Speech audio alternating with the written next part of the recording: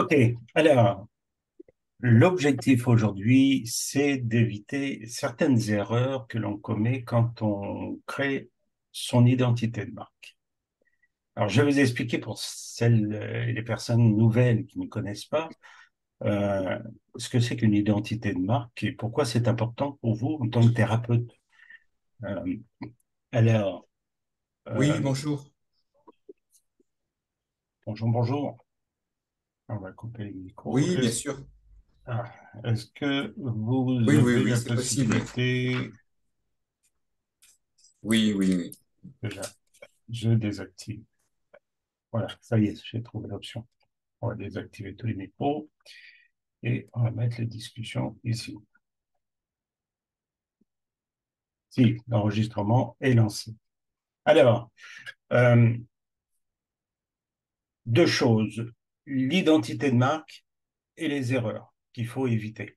Alors, l'objectif de cet atelier-là, déjà, c'est de vous permettre d'esquiver surtout les embûches quand on crée une identité de marque et de faire décoller votre carrière de praticien. Donc, c'est vraiment euh, quelque chose qui me tient à cœur. Pourquoi? Parce que je vois encore trop de praticiens qui en fait, n'insistent pas suffisamment sur leur identité de marque. Que je m'explique. En général, on sort du salariat, on est bien tranquille, on est un peu peinard, en fait, on est un peu dans notre zone de confort. Et puis, on peut rester anonyme quand on est salarié toute la vie, c'est pas bien gênant. Par contre, quand on commence à avoir une entreprise, et puis une entreprise, qu'est-ce que c'est? Souvent, il y a même des thérapeutes qui me disent, mais moi, j'ai pas d'entreprise, je suis tout seul. Ah oui, mais à partir du moment où on est indépendant et que on reçoit une clientèle, donc on doit créer une clientèle pour faire quoi? Pour créer un chiffre d'affaires. Et de ce chiffre d'affaires, on va en tirer un revenu. Vous êtes d'accord qu'on n'est pas salarié du tout là. Donc, eh ben, à partir de ce moment-là, on a tout ça, eh bien, on a une entreprise, même si on est tout seul. Donc, une entreprise, qu'est-ce que c'est? C'est une entité ou une personne qui est sur la place publique et qui a besoin de créer cette clientèle. Et cette clientèle, eh bien, elle se crée à partir du moment où vous, en tant qu'entreprise, déjà, vous êtes visible, qu'on puisse vous trouver. Ça, c'est la première des choses.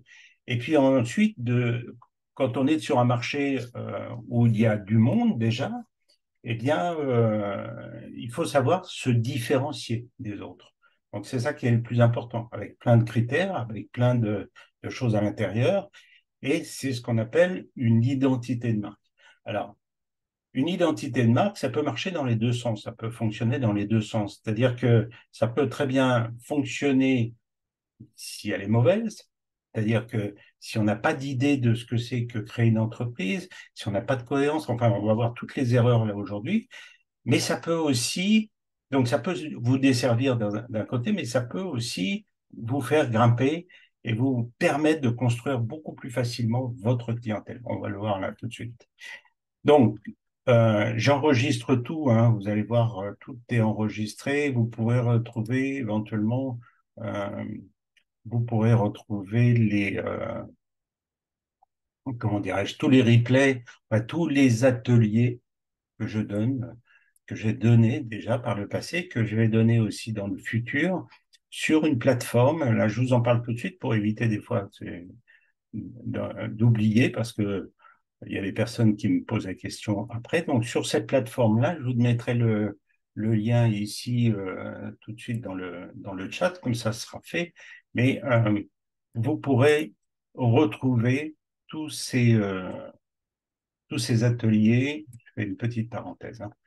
Ici, voilà, on a comment calculer votre revenu, déterminer vos tarifs, etc. Analyser la carte graphie, la carte de visite, le flyers, la brochure. Vous voyez, on a déjà tout un tas d'ateliers qui sont déjà ici, les erreurs à éviter sur les réseaux sociaux, etc. Vous avez déjà beaucoup de contenu, hein, quand on compte une heure et demie par atelier, donc vous avez déjà énormément de contenu. Je vous mets le lien dans le chat au cas où. Voilà, c'est pour éviter que j'oublie à la fin. Ça m'arrive des fois. Bon, enfin, bref, vous irez voir tranquillement là-dessus. Donc, tout est enregistré. Alors, une identité de marque, déjà, est-ce qu'il y a des personnes qui ne savent pas du tout ici ce que c'est qu'une identité de marque? Vous pouvez lever la main, ou vous pouvez me laisser un petit message dans les discussions. OK, d'accord, Déborah, pas de problème, je comprends. Mais simplement, ce que vous pouvez faire aussi, c'est dans le Zoom, si vous connaissez un petit peu, il y a une petite main là que vous pouvez mettre en tant qu'émoticône, mais bon, ceci dit, c'est pas grave. Alors, une identité de marque, qu'est-ce que c'est? Euh, pour vous donner quelques exemples, hum, une identité de marque, en fait, c'est ce qui va vous définir en tant que praticien. Déjà, d'une part, vous savez que vous avez appris un savoir-faire, ok, en tant que pratique, et vous allez utiliser ce savoir-faire sur vos clients. Mais une chose qu'on oublie, c'est que les clients vont nous choisir par rapport à quoi? J'ai vu souvent, et ça arrive, et je vous montrerai un site tout à l'heure, c'est que, et c'est normal, hein, souvent on est un petit peu déformé par le fait du salariat. Alors je fais toujours la différence, il n'y a pas de mal dans l'un ou dans l'autre, mais je fais toujours une différence entre l'état d'esprit quand on est salarié et l'état d'esprit quand on est indépendant. C'est vraiment deux choses différentes, et vraiment à considérer parce que la réussite de votre entreprise, en fait, elle se passe où? Elle se passe entre nos deux oreilles, ici. C'est dans le cerveau déjà. Et 80% de la réussite, c'est ici que ça se passe. Donc, quand on part avec des mauvaises bases au niveau de programmation de notre cerveau par rapport à l'indépendance, eh bien, on risque de commettre des erreurs qui nous sont fatales et qui nous font perdre du temps, de l'énergie, de l'argent, des fois. Un salarié, quand on est salarié, en fait, on a besoin de quoi? On a besoin de nous occuper, on s'occupe de notre savoir-faire, de ce qu'on a à faire, etc.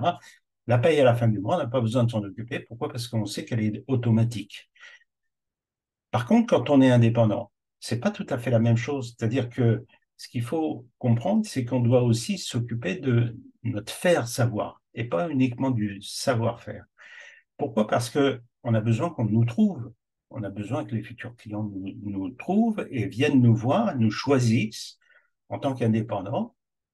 C'est de cette façon qu'on va pouvoir créer la clientèle. Mais pour qu'on nous choisisse, eh bien, il faut montrer une certaine, ce que j'appelle, identité de marque. Et ça va être beaucoup plus facile dans l'esprit de vos clients de vous choisir si elle est bien définie, si elle est bien construite, et si elle est cohérente. Ok. Et c'est ça l'erreur qu'on peut commettre au départ, c'est-à-dire qu'on se lance en tant qu'indépendant, on sort du salariat, alors on se dit, bon, bah, je vais faire comme dans le salariat, c'est-à-dire que je vais faire comme un CV où je vais aligner je vais parler de mes compétences, je vais parler de mes diplômes, je vais parler de mes certifications, je vais parler de tous ces trucs-là. Mais en fin de compte, c'est pas ça. Ce qu'on oublie, c'est qu'un client n'est pas séduit par ça. Et ça ne lui donne pas forcément confiance, en fait, ce genre de choses. Ça, c'est bien pour un employeur. Lui, ça, là, évidemment, ça lui donne un peu plus confiance parce qu'il vous a embauché pour ce que vous savez faire. Mais un client, non. Un client, il vous choisit par rapport à vous, par rapport à qui vous êtes. Votre côté bienveillant, je donne toujours un exemple dans ma ville, vous l'avez peut-être entendu pour certaines, mais j'ai deux boulangeries dans ma ville. Et il y en a une qui est super gentille, agréable, bienveillante. Elle est vraiment toujours au petit soin pour ses clients. J'adore vraiment cette dame-là pour qui elle est. Par contre, la qualité des produits est un peu inférieure à la boulangerie qui est 150 mètres plus loin, où là, la bonne femme, oh, excusez-moi l'expression, mais à chaque fois que je passe devant, j'ai envie de l'égorger parce que tellement elle est de mauvaise humeur tout le temps, elle décroche jamais un sourire, elle vous envoie balader si vous lui posez une question ou quoi que ce soit. Enfin bon, vraiment, ils ont simplement misé sur la qualité des produits. Alors, il y en a certains à qui ça plaît, mais moi, en tant que client, qui je choisis? Eh bien, je vais choisir la première boulangerie. Pourquoi? Parce que j'ai envie d'être bien accueilli, parce que j'ai envie de donner mes sous à quelqu'un qui est bienveillante avec moi, qui est sympathique, etc. Et vous, vous êtes thérapeute, donc vos clients, ils ont besoin de quoi? Ils n'ont pas besoin d'une qualité de produit, ils ont besoin d'avoir une personne à côté d'eux, à leur côté, qui est bienveillante, qui est attentionnée, qui va faire tout pour eux, qui va essayer de faire tout pour régler leurs problèmes. D'accord? Donc, en fait, les clients vont vous acheter, vous, en premier. On va acheter entre guillemets. Et c'est vous qui vont choisir. Donc, l'identité de marque pour un thérapeute, c'est la première chose sur laquelle il faut se concentrer. Au lieu de se concentrer sur un site internet, des cartes de visite, des machins comme ça, il faut se concentrer sur votre identité de marque. Et on a tendance des fois à faire certaines erreurs, c'est ce qu'on va voir justement dans dans cet atelier. Alors, ça réunit pas mal de choses, une identité de marque, hein. Ça peut réunir votre histoire, votre vision, votre mission, euh, vos valeurs, votre style, votre tonalité, à qui vous vous adressez. Il faut savoir à qui vous allez communiquer. La concurrence ou les homologues ou les confrères, appelez-le comme vous voulez, mais enfin les gens qui sont déjà en place et qui font le même type d'activité que vous. La valeur unique, c'est-à-dire que qu'est-ce que vous allez proposer de différent des autres aussi? Parce que si c'est pour répéter et copier la même chose que les autres, vous n'allez jamais réussir à vous démarquer dans dans un marché qui devient de plus en plus concurrentiel pour vous. Il y a de la place pour tout le monde, c'est pas la question, mais quand même, il faut savoir se démarquer. Il y a des gens qui sont là en place, il y a des nouvelles personnes qui vont arriver bientôt. Donc, ouais. Costa, oui. Merci. C'est une blague qui fait Costa. Donc, il faut savoir se démarquer par rapport à déjà la concurrence, de façon à ce que les gens vous choisissent. Donc ça, c'est important. Et tout ça, ça fait partie des éléments clés. Alors, il y a aussi la cohérence, on va en parler, la promesse aussi, la personnalité, votre histoire, les valeurs. Donc ça, je l'ai dit tout de suite. Et il y a 5 erreurs de base. Alors ici, l'objectif, c'est pas de vous faire une formation complète sur l'identité de marque, hein. Je le fais dans mes accompagnements quand on passe avec chaque client, on construit notre identité. Donc ça demande des heures de formation, ça demande de l'accompagnement aussi pour voir tous les détails d'une identité de marque. Mais simplement, je voulais vous donner et vous alerter sur des erreurs que j'ai vues qui sont en fait vous allez voir qu'il tombe sous le sens. Mais quand on est dedans, en fait, on ne se rend pas compte qu'on commet ces erreurs-là qui peuvent nous porter préjudice, en fait, qui sont fatales.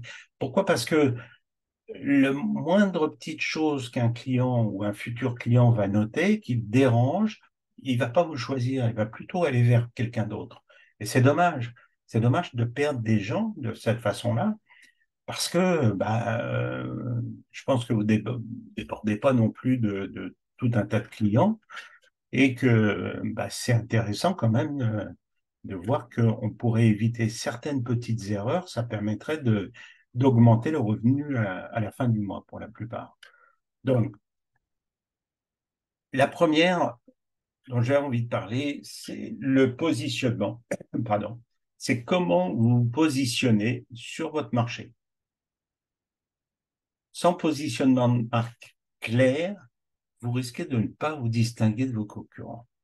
Alors, qu'est-ce que je veux dire par là? Souvent, on accumule des pratiques et on a plusieurs casquettes. Okay.